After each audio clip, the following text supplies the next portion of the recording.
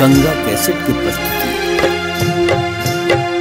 गे माई दुभिया भोजन करो समाहे चकेबा, लागे गेले पान के दुकान।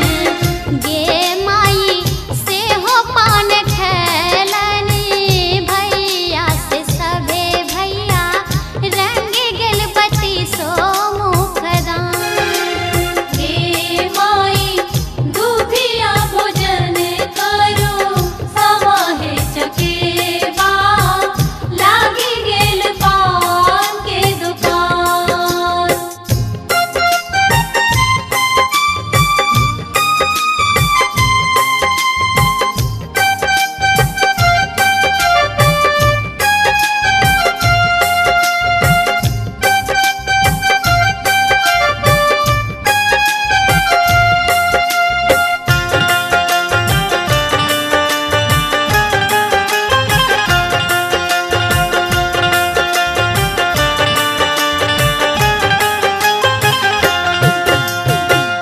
धान भोजन करो समाहे चकेबा, लागे गेल सिनुरक दुकान। धान भोजन करो समाहे चकेबा, लागे गेल सिनुरक दुकान। गे माई से हो सिनुर लगबती, भौजो से अइहब भौजो जुगे जुगे बनन अहिबात। गे माई दुभिया भोजन करो समाहे चकेबा, लागे गेल पान के दुकान। आगे डी होली सामा जाय छै सासुर, किछु गहना चाही गेडी होली।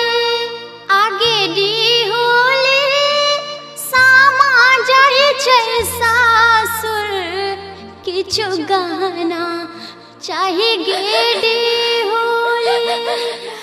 आहे जाओ हे सामा, जाओ हे चकेबा, जाओ हे चकेबा, भैया सबके आशीष देन जाओ।